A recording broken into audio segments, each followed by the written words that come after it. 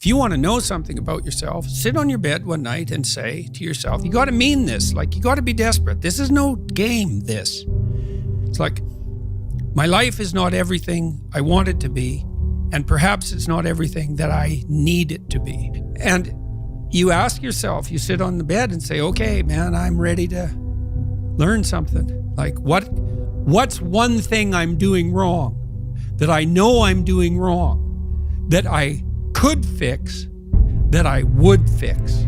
It's like, you meditate on that, you'll get an answer. And it won't be one you want, but it'll be the necessary one. And it's often something that will point you to small things.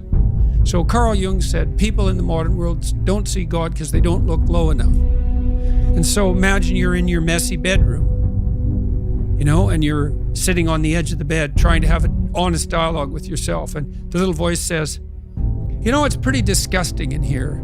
And you think, well, I'm way above such trivial niceties as organizing my room. It's like, well, that's pride. That's arrogance. If you're above organizing what's actually yours, how in the world are you ever going to organize anything else? And so you get on your knees and you think, well, it's time to, take a brush to the toilet. And maybe that's where you start.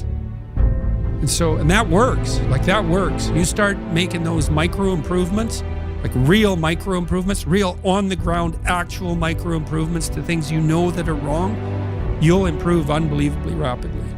Of course, well, that's a temptation, right? I mean, when the radical lefty types go after people for their unearned privilege, they have a point. Now, the point is, the existentialists called it thrownness, which is that's a Heideggerian term. And thrownness is the fact that we kind of experience life as if we're tossed into it, thrown into it. You're male and not female, you're Hindu and not Christian, you're tall and not short. You have an arbitrary range of talents and an arbitrary range of limitations, none of which, in some sense, you chose. It's the cards you're dealt. Now, some of those are cards of privilege. Maybe you're born intelligent, maybe you're born symmetrical, maybe you're born healthy. Maybe you're born into a culture where it's much easier not to be absolutely deprived. Maybe your parents are rich. And so all of that, in some sense, is unearned. Now, along with that comes a good dose of existential guilt. Because at the same time, and this is true for anyone, regardless of their cultural background, the ground we walk on is soaked in the blood of historical atrocity. And so that's on you.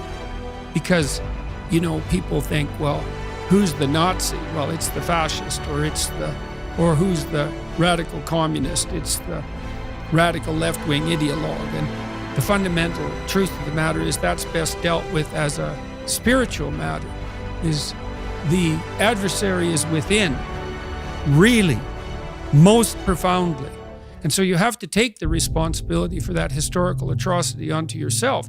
I was talking to Guy Ritchie this week about his movie King Arthur. It's quite an interesting movie in many ways. And when Arthur, who could be the hero, takes the sword, he's so overcome by visions of his murderous uncle that he can't pick up the weapon. Well, think about that. Now, you have weapons at your disposal, but they've been used by your murderous uncle. How dare you wield them? And the answer is, maybe it's easy just to leave the sword on the ground because you do want to be responsible for atrocities going forward. And don't think you couldn't be. And don't think you might not enjoy it. And so, the way you pay for your privilege is with your virtue. I mean that most particularly. You have these opportunities and this existential guilt. And the way you expiate that and atone is by doing your best to live the best possible life you can manage, to speak the truth, to treat people with respect, to abide by the principles of the dignity of the individual, and to put your house in order. And that's how you pay for your unearned privilege. All of us. And we all have our privileges and our curses. All of us have that. That's why it's not useful to be envious of people. you see you're a young man, you see someone drive by in a Ferrari with blonde, and you think, my God, he's got everything. And, the woman in the car is a prostitute who's got a cocaine addiction, and her life is just one catastrophe after another. And he's had to lie and cheat his way into this position, and he's afraid that everything's going to come crashing down on him, and that's what you're jealous of. And it's just not that profound. You don't want someone else's fate. Man, your fate's enough, and your adventure's enough. It's plenty. It's more than you can ever fully realize. And so that's also part of the reason that we all believe that the individual has some intrinsic dignity. It's don't be so sure that your position and your room is so damn trivial. Might be your attitude towards it that's trivial.